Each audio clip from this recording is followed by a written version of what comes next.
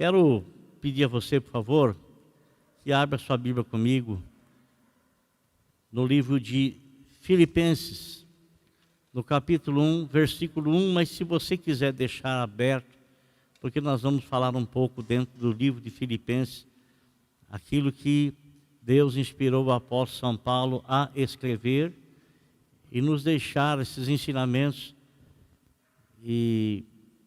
tão úteis, tão necessários para a vida cristã.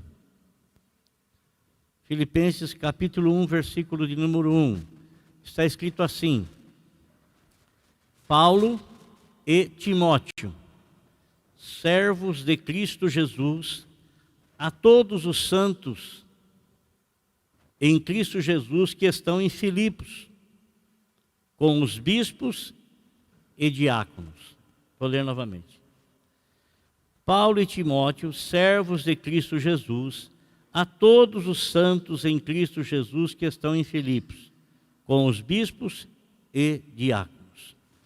Quero falar sobre o segredo do contentamento de Paulo.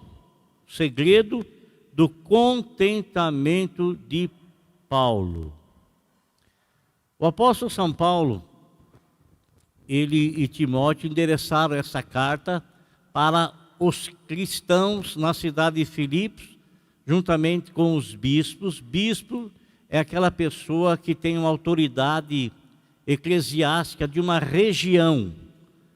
Ele toma conta de uma região eclesiástica que é formada por várias cidades. E também os diáconos. Diáconos são os cooperadores, aquilo que os primeiros apóstolos, no capítulo 6 de Atos dos Apóstolos, eles reuniram e escolheram aqueles homens, os diáconos, para ajudar na administração dos trabalhos da igreja. E essa carta é endereçada a eles, e quem endereça é Paulo e Silas, Paulo e Timóteo, melhor dizendo. Eles escrevem essa carta, e a cidade de Filipos, ela foi a primeira igreja a ser aberta na Europa. E a abertura dessa igreja, feita pelo apóstolo São Paulo, se deu de uma maneira muito curiosa, realmente por uma revelação de Deus. Paulo estava junto com seus amigos e ele estava com intenção de pregar numa cidade, mas ele não queria apenas pregar, porque todas as cartas que o apóstolo São Paulo escreveu, ele as direcionou a locais e lugares onde ele estabeleceu igrejas. E para estabelecer uma igreja não é do dia para a noite. Irmão, faz 40 anos que eu estou aqui na sala de Pouso Alegre. Não tinha igreja, não tinha nada da igreja do Evangelho Quadrangular aqui. E só Deus sabe o que a dificuldade de você estabelecer uma igreja, e de não apenas você estabelecer, de você manter essa igreja assídua, porque você está lidando com a vontade das pessoas. Você está lidando com a vontade, e nós somos livres na nossa vontade de escolhermos o que quisermos para a nossa vida, né? E o Espírito Santo, lógico que sempre nos ajuda nesse estabelecimento, trazendo um convencimento no coração das pessoas, convencendo-as, após ouvir o Evangelho, de entregar as suas vidas a Jesus. Mas entregar a vida para Jesus é uma coisa, você permanecer no caminho anos após anos, anos após anos, anos após anos, não é uma coisa simples e não é uma coisa fácil. Muitas vezes para você talvez não tenha a noção exata do que seja você estar à frente de uma igreja, à frente de um povo, liderando essa igreja, liderando esse povo, estabelecendo até que todos nós venhamos a chegar à idade de maturidade. Maturidade, isso é de saber discernir as coisas, de compreender as coisas e escolher sempre aquilo que será melhor para a nossa vida espiritual. Para a nossa vida espiritual. apóstolo São Paulo, ele estava querendo pregar numa determinada cidade, mas ele fala em Atos dos Apóstolos, no capítulo 16, que ele foi impedido pelo Espírito Santo. Imagine você, o Espírito Santo impedindo o apóstolo São Paulo de pregar o Evangelho, sendo que ele estava obedecendo uma ordem do Senhor Jesus Cristo. Quando Paulo se converteu, ele também recebeu a incumbência de ser um mensageiro da palavra de Deus. Então, por onde ele passava, ele via as pessoas, o coração dele pulsava mais forte para poder, com desejo de levar o Evangelho, de pregar o Evangelho de salvação para essas pessoas. E ele foi impedido, e ele talvez não tenha entendido de momento por que o Espírito Santo o impediu. Justamente por causa disso, porque o estabelecer igreja não é do dia para a noite. Demora-se tempo, demora-se meses, demora-se anos. E talvez ele fosse demorar muito tempo ali para estabelecer, talvez 1 ano, 2 anos, 3 anos, talvez. Então, ele foi para uma outra cidade sem entender, sem compreender talvez. Chegou o momento que ele foi dormir. E quando ele estava dormindo, a Bíblia nos fala que um varão, um homem macedônio, aparece ao lado da cama dele e fala assim para ele: Paulo, vem para a Macedônia, passa para a Macedônia, vem nos ajudar. Então ele recebeu aquilo como um esclarecimento da parte de Deus, o porquê dele não pregar naquela cidade, porque o Senhor tinha uma obra urgente para ele.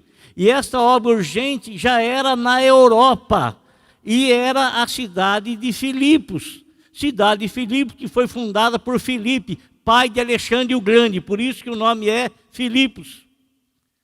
E ele então funda essa igreja, demora-se tempo ali, e esse tempo que ele demorou ali, houve por bem, depois de estar, essa carta ele escreveu da prisão, houve por bem ele escrever esta carta. E dentro dos quatro capítulos dessa carta aos Filipenses, eu quero destacar alguns versículos que Paulo citou, dentro de um contexto, ele citou para o povo lá em Filipos. E o primeiro é no capítulo 1, versículo de número 6, que diz assim: estou convencido de que aquele que começou boa obra em vocês, vai completá-la até o dia de Cristo Jesus. O que você nota nisso aí? O que você aprende nisso aí? Estou convencido, estou convencido, alguém o convenceu. Quem é que nos convence? Não é o Espírito Santo? Não é o Espírito Santo que nos convence? Então ele diz que ele está convencido de que o Espírito de Deus, aquele que começou a boa obra, e a boa obra ela começa através da pregação das boas novas. As boas novas de salvação é uma boa obra. Então, quando o apóstolo São Paulo começou a pregar o Evangelho em Filipos, o Senhor Deus começou uma boa obra. Mas sabe o que me chama a atenção, irmão? Nesse versículo, o que Deus me traz à memória, como é que o apóstolo São Paulo está dizendo para eles assim: Deus irá aperfeiçoá-los até o dia de Cristo Jesus. O dia de Cristo Jesus, logicamente, está falando da volta, do retorno do Senhor. Será que aquele povo iria viver até o retorno de Cristo? Lógico que não. Então, o que Paulo está dizendo ali, não está dizendo... O Espírito Santo está inspirando a escrever não somente para aquele povo, mas para todos aqueles que viriam posteriormente até hoje, no século 21, nosso século, ler esses escritos, dizendo, amado irmão, que Deus começou uma boa obra no nosso coração. Deus começou uma boa obra na nossa vida. Deus começou uma boa obra em nós. E Ele não vai parar essa boa obra na metade, não vai parar. Ele vai dar continuidade, até que esta obra seja aperfeiçoada em nossa vida. Então, o Senhor, Ele não deixa de trabalhar em você. O Senhor não deixa de trabalhar no teu coração. O Senhor não deixa de trabalhar os teus sentimentos. O Senhor não para de trabalhar. Aliás, o Senhor Jesus Cristo disse assim: meu Pai trabalha até agora e eu trabalho também. Eles trabalham no quê? Porventura eles têm que manter o sol na posição que está? A terra, a lua, os planetas, a Via Láctea, eles têm que... Não, cada um está aonde o Senhor criou, estabelecido. O que não está no lugar onde Deus estabeleceu foi o homem. O homem Deus estabeleceu no paraíso, lá no jardim do Éden, lá naquela coisa maravilhosa. E o homem então saiu da posição aonde ele estava. E Deus, Ele trabalha o coração do homem. Aquele que começou em você a boa obra, tenha certeza que Ele vai aperfeiçoar. Amém? Vai aperfeiçoar. Uma outra coisa, um outro versículo, irmãos, que me chama a atenção, é ainda no capítulo 1, versículo 21 de Filipenses, que está escrito assim, 1:21. Está escrito assim: porque para mim o viver é Cristo e o morrer é lucro. Esse cara é doido? Esse cara é doido? Esse cara é doido? Para mim o viver é Cristo e o morrer é lucro. É lucro morrer? É lucro morrer? Quem é adulto espiritualmente entende isso de uma maneira fantástica. E por que o apóstolo Paulo fala isso? Os filipenses estavam preocupados com a prisão dele. Estavam sofrendo com a prisão de Paulo. Como se Paulo estivesse sofrendo com a prisão. Paulo tinha plena consciência, desde o momento em que ele foi salvo por Cristo, ele recebeu uma palavra profética sobre a vida dele. De ele ser um pregador da palavra, mas que ele iria ser duramente perseguido.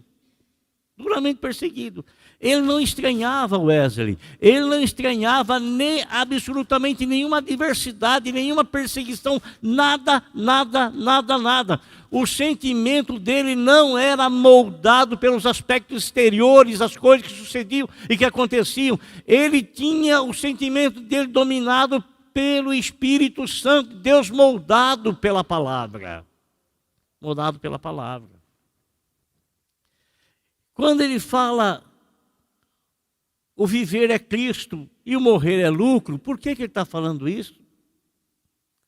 Você se lembra o versículo que ele falou lá em Coríntios, dizendo assim: irmãos, eu não quero que vocês sejam ignorantes, como as demais pessoas que não têm esperança.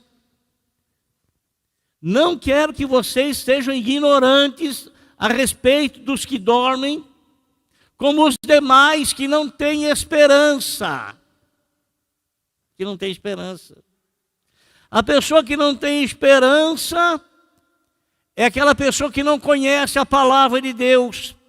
Aquele que conhece a palavra de Deus, o coração dele, o sentimento dele tem que ser moldado por aquilo que o Senhor declara na palavra dele.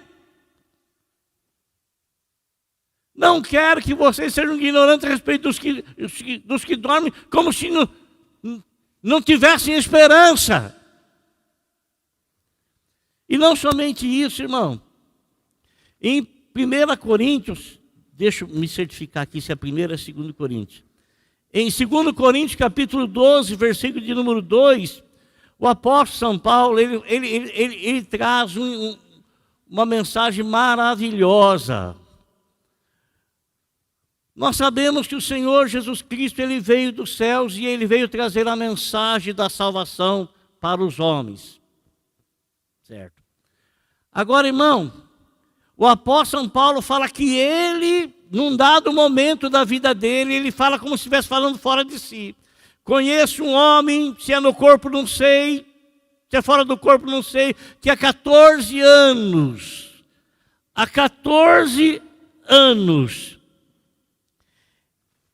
foi arrebatado até o terceiro céu. Agora no versículo 4. foi arrebatado ao paraíso. Presta atenção. Ouviu coisas indizíveis, não tinha como dizer, não tinha como falar. Coisas que ao homem não é permitido falar. Ele ouviu coisas que não tinha como traduzir, eram indizíveis.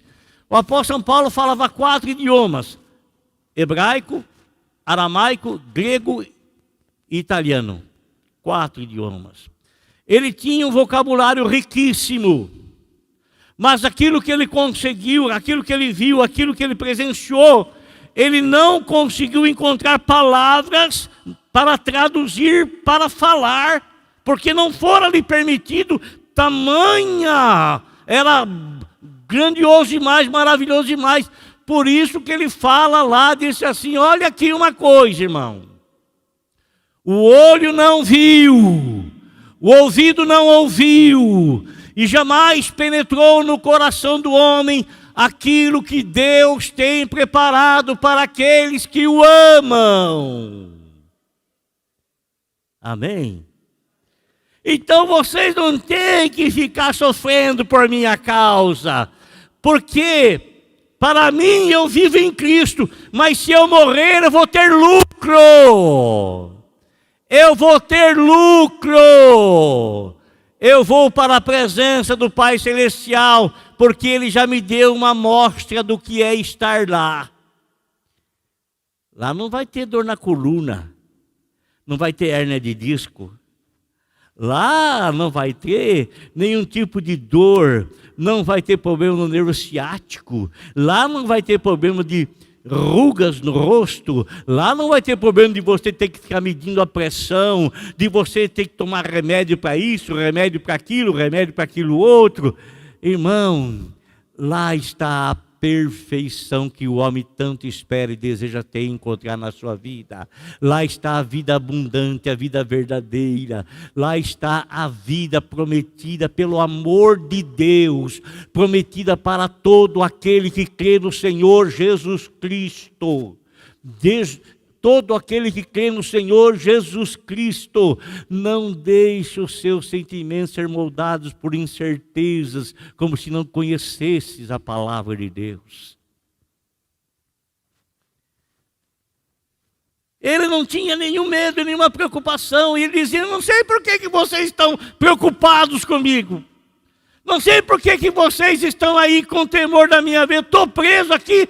Olha aqui, se eu viver, eu vou viver em Cristo Jesus. E se eu morrer, eu vou estar lucrando e muito. Lucrando e muito. Uma outra palavra, irmãos, que ele disse, é outro versículo em Filipenses, capítulo 2, versículo de número 13. Ele escreveu assim, 2,13.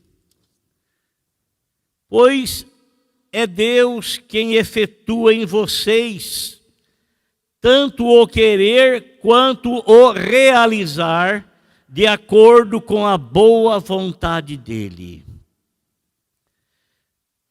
Paulo, nesse versículo, ele está se referindo à obediência que os filipenses tinham quando ele estava perto. Mas não somente quando ele estava perto, quando ele estava distante também. Eles não mudavam a conduta deles, eles tinham princípios cristãos, princípios bíblicos, princípios de caráter. Eles não eram uma coisa diante de um e de outro, diante de outro, outra coisa. Eles eram o que eles eram, aqui, ali e acolá. E o apóstolo São Paulo estava dizendo a eles, estava falando com eles, que tudo quanto eles viessem a fazer, para que eles não fizessem com contenda, não fizessem assim com inveja, não. Paulo está dizendo: ninguém faz nada para o Senhor sem que o coração dessa pessoa primeiramente seja movido pelo querer de Deus. Quando você for fazer alguma coisa para o Senhor, você está fazendo porque você está em Cristo Jesus hoje. Outrora você não iria fazer de jeito nenhum, de maneira nenhuma.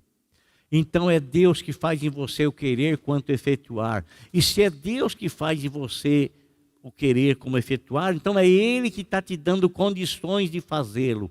E se Ele está te dando condições de fazê-lo, você não tem do que se vangloriar. Você não tem do que se orgulhar. Você não tem. Nós não temos. O apóstolo Paulo, ele dizia assim que ele, irmão, que ele tinha uma consciência, ele dizia assim, ele trabalhou muito mais do que todos os outros apóstolos, ele disse. Mas olha a consciência dele. Mas não fui eu quem trabalhei, foi a graça de Deus em mim. Porque foi a graça de Deus em mim que fez, que gerou tanto o querer quanto o fazer. Tanto o querer quanto o fazer. Você já reparou, amado? E logicamente, o Senhor, ele realiza isso no coração da pessoa que está disposta a enxergar e disposta também, não apenas a enxergar, mas mover-se em prol daquilo que ela está vendo, daquilo que ela está enxergando. Então, Deus, Ele faz em nós o querer quanto o efetuar. Eu tenho um aviso aqui, eu estava me esquecendo aqui, uma oração para Pedro Mariosa, nós vamos orar por ele sim. É que eu entrei aqui na mensagem da palavra de Deus e já está. Então, é Ele que faz em nós o querer como o efetuar. Um outro versículo, irmãos, está aí no capítulo 3, versículo de número 13. E esse versículo é maravilhoso. Olha que diz assim: irmãos, não penso que eu mesmo já o tenha alcançado, mas uma coisa faço, esquecendo-me das coisas que ficaram para trás e avançando para as que estão adiante, prossigo para o alvo. Amém? O que ele está querendo dizer com isso, irmão? Olha, você sabe, ele mesmo escreveu o seguinte: quando eu era menino, eu fazia as coisas de menino. Mas agora que eu cresci, que sou adulto, eu não faço mais as coisas de menino. A vida cristã, ela é bem parecida com a vida natural. O recém-nascido. Quando você nasce em Cristo Jesus, você é um novo convertido, é um recém-nascido, né? A criança vai desenvolvendo. Se você chegar para ela assim, e ela vai agir segundo a faixa etária dela, segundo a concepção dela, segundo a ideia dela, segundo a compreensão dela, segundo aquilo que desperta interesse nela. Se você pegar uma criança de 4 anos, 3 anos, e você colocar diante dela um brinquedo maravilhoso, e colocar diante dela aqui barras de ouro, várias barras de ouro, ela vai escolher o quê? O brinquedo, aquilo que lhe atrai. Por quê? Porque ela não tem o discernimento exato ainda. Mas ela vai crescendo e ela vai, segundo a faixa etária dela, ela vai desenvolvendo-se. O crente é a mesma coisa. Ele nasce de novo, amado irmão, e às vezes ele não sabe discernir ainda as coisas, ele não sabe compreender ainda as coisas. E nesse nascer de novo, às vezes, a gente está começando a carreira, a gente leva cada tropeção que arranca até a tampa do dedo, leva cada tropeção e cai. E você sabe de uma coisa? Nós, como cristãos, nós nunca tropeçamos em coisas grandes. Você não tropeça numa montanha. Você, amado irmão, tropeça em coisas que você não consegue enxergar, não consegue ver. Às vezes você está andando na calçada, normalmente, tudo bem, de repente tem um desnível na calçada, uma hora que você não percebe, e às vezes você torce o pé, uma coisa insignificante, você torce o pé, aquilo lhe custa muito a sarar, e a dor é terrível, a dor. Então, naquilo que é grande, a gente não tropeça. A gente tropeça nas coisas pequenas. E o que o apóstolo Paulo ensinou para nós? Se você tropeçar, não fique caído. Não fique caído. Por quê? Porque a vida é um desenvolvimento de santificação. Quando ele fala assim, eu prossigo para o alvo, quer dizer, tem alguém, numa medida em que eu devo me medir. E esse alguém é a pessoa perfeita de nosso Senhor Jesus Cristo. E sabe de uma coisa, irmão? Quanto mais perto do perfeito estou, mais imperfeição eu vejo em mim, porque eu vejo uma comparação em mim o imperfeito e em Jesus Cristo o perfeito. E quanto mais próximo dele, mais eu visualizo a perfeição dele, e quanto mais próximo dele, mais eu visualizo a minha imperfeição. Que não são as causas de eu ficar parado, de eu ficar caído, de eu ficar derrotado. Ele dizia, estou constantemente sendo aperfeiçoado até alcançar o alvo proposto da pessoa do homem perfeito, que é nosso Senhor e Salvador Jesus Cristo. Olha bem uma coisa, Paulo, ele falou em algumas ocasiões que foi necessário quando ele deu o testemunho dele. Ele falou que ele foi um terrível perseguidor da igreja, e foi um dos piores perseguidores da igreja, foi. Mas ele não falava isso para se vangloriar, ele falava quando era necessário para testemunhar da conversão dele, da mudança de vida dele, da mudança de vida. Mas ele não trazia à memória aquelas coisas todas, porque ele sabia que ele cometeu aquilo na ignorância. Quando estava na ignorância. Agora que ele conhece a palavra de Deus, ele não mais comete essas coisas. Agora que ele conhece a palavra de Deus, nós não vemos, é verdade, em nenhum relato bíblico que o apóstolo São Paulo tenha, no início da sua conversão, acontecido com ele o que aconteceu com os demais que haviam sido escolhidos pelo Senhor. Olha as falhas, os erros que aqueles 12 homens cometeram. E está relatado. Mas a respeito do apóstolo São Paulo não tem relato de nenhuma falha, de nenhum erro. Você acha que ele nunca falhou? Você acha que ele nunca errou? Você acha? Ele não pecou. O que é o pecado? Pecado é uma coisa que você premedita para fazer.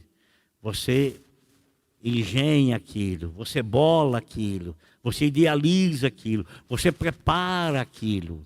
Agora, o erro não. O erro é uma palavra mal falada, é uma decisão que você toma na hora da ira, é uma palavra que você pronuncia no momento de raiva.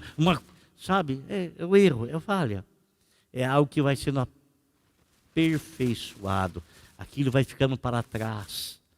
Vai ficando para trás. Amém? Uma outra coisa, irmãos, que Paulo também disse, e isso você vai gostar. Eu acho que a palavra de Deus é maravilhosa. Filipenses capítulo 4, versículo de número 13. Paulo disse assim, tudo posso naquele que me fortalece. Você conhece essa palavra? Conhece? Não conhece?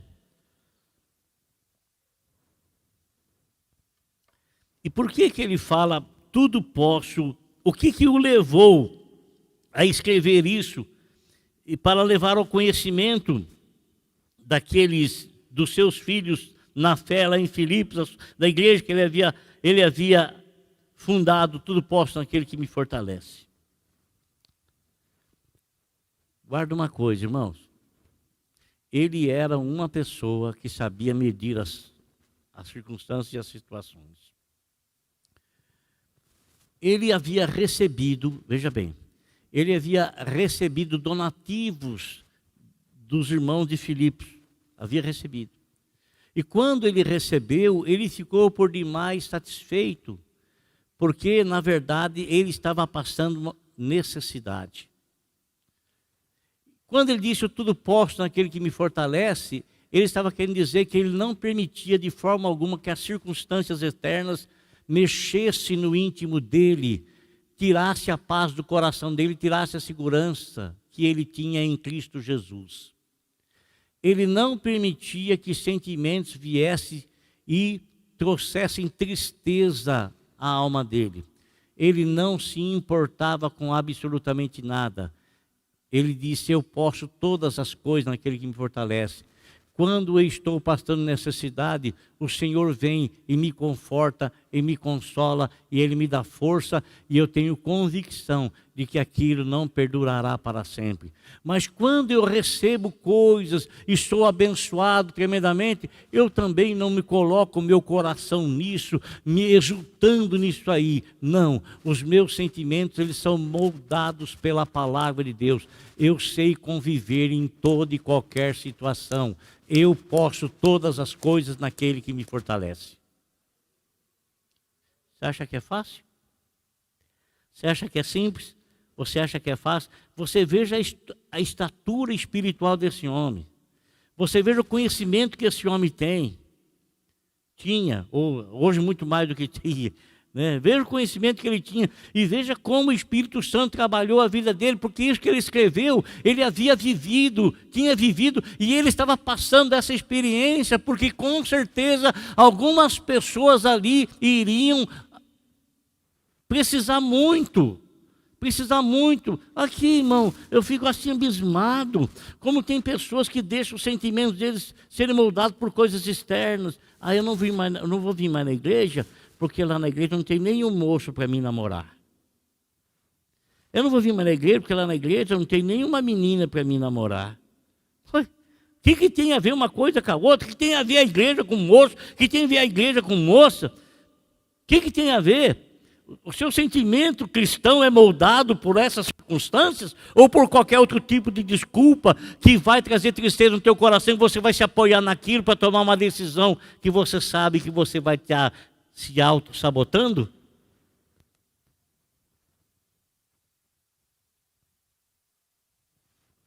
Deus não abençoou naquilo que eu pedi, eu vou embora da igreja. Você é criança, filho. Está precisando de uma madeira. Eu posso todas as coisas naquele que me fortalece.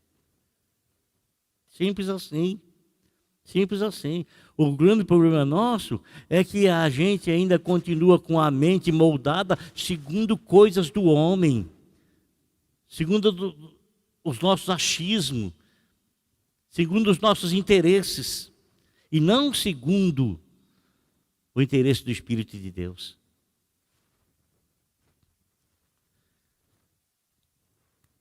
Uma outra coisa que o apóstolo São Paulo fala, Filipenses capítulo 4, versículo de número 19. O que ele diz ali? Presta atenção, pelo amor de Deus, nesse versículo aqui.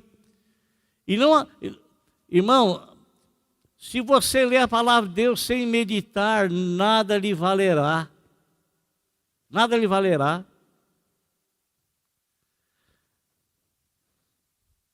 O meu Deus suprirá todas as necessidades de vocês.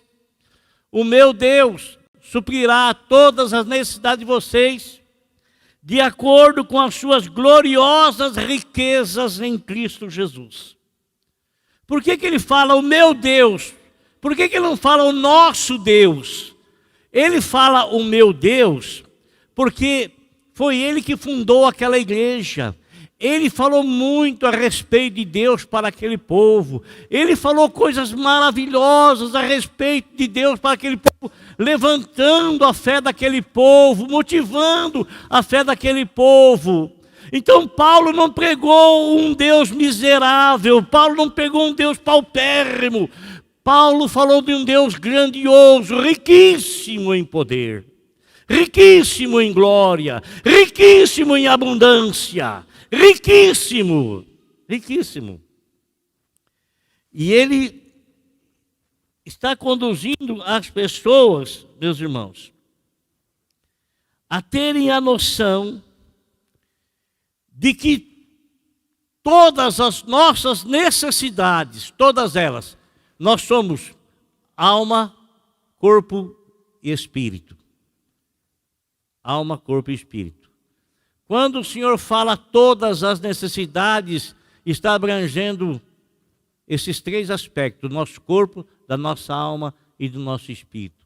Ou você acha que Deus não tem algo que você necessita, que a tua alma necessita, que teu espírito necessita?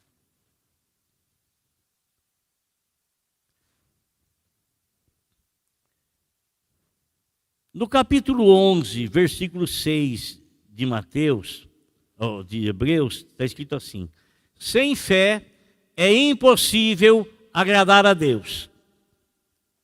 Pois quem se aproxima de Deus precisa crer que Ele existe e que é abençoador, ó segredo, de todo aquele que o busca. Você não tem direito de reclamar de absolutamente nada, nada, nada, se você não busca Deus de maneira satisfatória. Não tem. Não tem. Uma das coisas que mais atrasa a vida do crente é ele ser um reclamão, ser um murmurador. Tudo, em todas as coisas ele acha e faz alguma objeção. Presta atenção no que eu vou te dizer, presta atenção. O Senhor Deus tira o povo de Israel do Egito, certo? Dá uma visão a eles, levá-los para a terra prometida, uma terra que manava leite e mel, uma terra que tudo que se plantava dava em abundância, uma terra prometida por Deus. Eu vou dizer para você, o que Deus promete não é porcaria, é coisa boa. Toda boa dádiva e todo dom perfeito. Tudo que Deus criou é bom. Tudo que Deus prometeu é bom para a sua igreja, é bom. O que o Senhor queria, o Senhor se comprometeu em cuidar deles durante a travessia do deserto.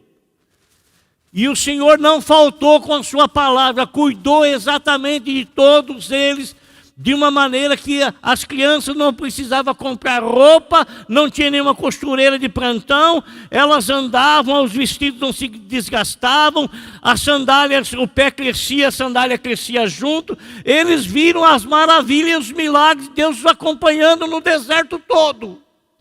Água Deus dava, comida Deus dava, proteção Deus dava, tudo. O que Deus queria que eles fizessem? Deus queria que apenas eles sossegassem o coração deles em Deus, até chegar na terra prometida. Vá na segurança, Ele está com você. Vá na esperança, Ele está com você. Mas, irmão, o que atrasou a jornada daquele povo durante 40 anos no deserto? O que atrasou? Atrasou porque eles só reclamavam.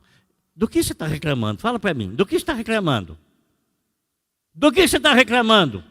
Nós somos muito bons para reclamar, porque a gente não tem visão de agradecimento, de gratidão por tudo aquilo que Deus já tem nos feito. E olha que eu vou dizer uma coisa para você, da mesma forma como Deus tirou o povo de Israel do Egito, o Senhor Deus em Cristo Jesus nos tirou das potestades das trevas, do domínio de Satanás desse mundo e nos transportou para o reino da luz. Reino da luz, sabe o que é isso, reino da luz? Reino da palavra.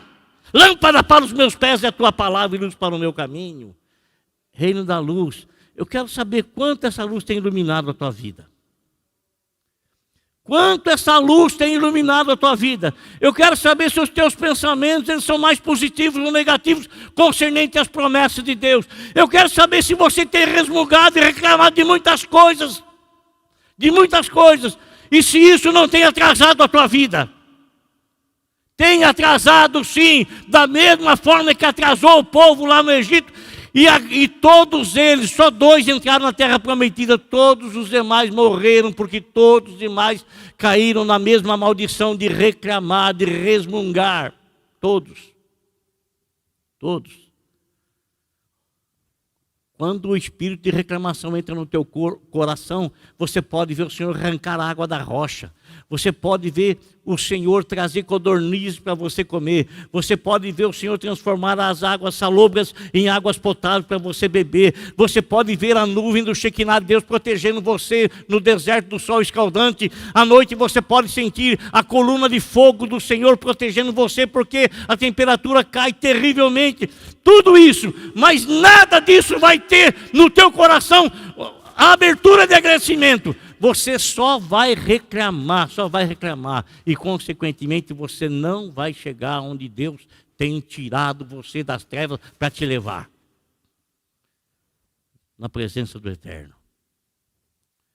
Então, irmãos, a igreja, nossa, haja gente que gosta de reclamar, de murmurar.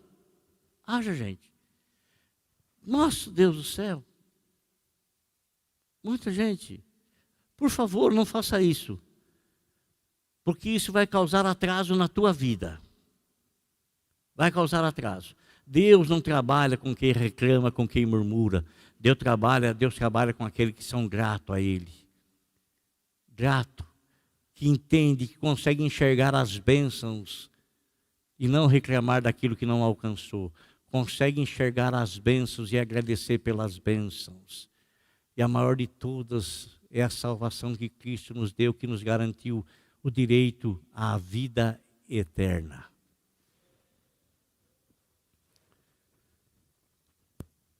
Sem fé é impossível agradar a Deus, porque quem se aproxima de Deus precisa crer que Ele existe, que é galardoador, presenteador de todo aquele que o busca. Ageu capítulo 2, versículo 8 diz assim: tanto a prata quanto o ouro me pertencem, declara o Senhor dos Exércitos. Efésios capítulo 1, versículo de número 3. Bendito seja o Deus e Pai de nosso Senhor Jesus Cristo, que nos abençoou, já nos abençoou, hein? Com toda a sorte de bênçãos espirituais nas regiões celestiais em Cristo Jesus. Jesus Cristo, Ele é a grande dispensa de Deus. A grande dispensa de Deus é Jesus Cristo, porque tantas quantas promessas existem da parte de Deus, tem Jesus Cristo sim, por Ele o amém, para a glória de Deus por nós. Então, amado irmão, tudo que você precisa está na dispensa de Deus, chamado nosso Senhor e Salvador Jesus Cristo. Vai lá buscar. Vai lá buscar. Vai lá buscar. Eu estou querendo comer um pão assadinho na hora. Fica na sua casa esperando ver se o pão chega lá. Você sabe onde tem, vai lá na padaria buscar.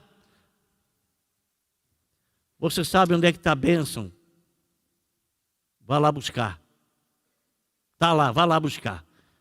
E o Senhor vai te ensinar muita coisa.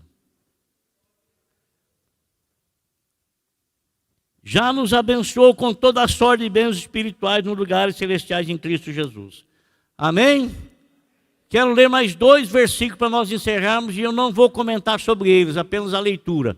Preste atenção no que eu vou ler agora para você. Filipenses 3:1. Finalmente, meus irmãos, alegrem-se no Senhor. Olha lá. Finalmente, irmãos, ou finalmente, meus irmãos, alegrem-se no... Não é para você, amado irmão, esperar alguma coisa acontecer para você ficar alegre. E não é também para você ficar entristecido demasiadamente, além do normal e do natural, em qualquer situação. Mas, amado irmão, o Senhor Deus está dizendo para nós, nos exortando através dos escritos do apóstolo São Paulo, finalmente, meus irmãos, se alegrem Deus, se alegre no Senhor. Se muitas coisas aconteceram para te causar tristeza, porque deixe isso para trás e se alegre no Senhor. Se alegre no Senhor, se alegre em Deus. Se alegre em Deus. Tem muitas coisas que é deixar você triste, mas se alegre no Senhor. Tem muitas coisas que é mudar o seu sentimento e fazer você um poço de tristeza, de lamentação, de choro. Pelo amor de Deus, se alegre no Senhor. Se alegre no Senhor. Alegre-te no Senhor, porque a alegria do Senhor é a nossa força. A alegria do Senhor é a nossa força.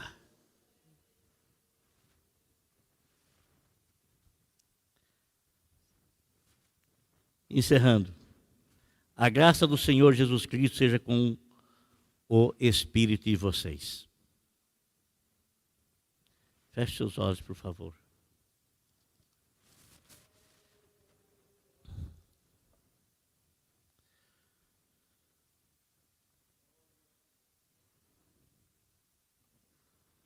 Senhor Jesus, obrigado, Senhor. Oh, meu Senhor, nós queremos andar, nós queremos, Senhor Jesus, a chegar à maturidade espiritual, Senhor.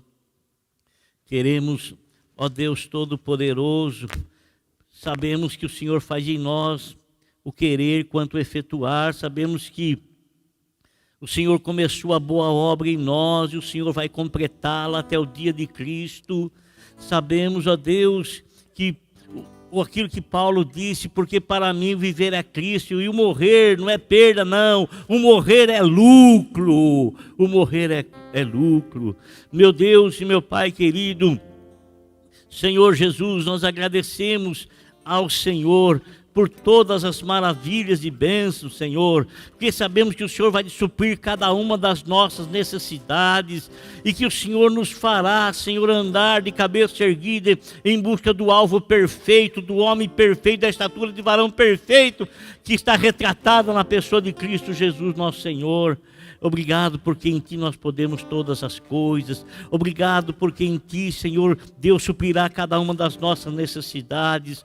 Obrigado, Senhor, por estar conosco. Obrigado por amar esse povo. Obrigado, Senhor, meu Deus, por guardar esse povo. Obrigado, Senhor, por guardá-los em paz, em saúde. Obrigado por guardar esse meu irmão que está nos assistindo em paz, em saúde, Senhor, para a glória do Teu santo nome.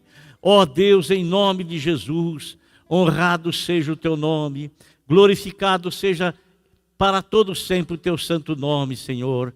Amém e amém.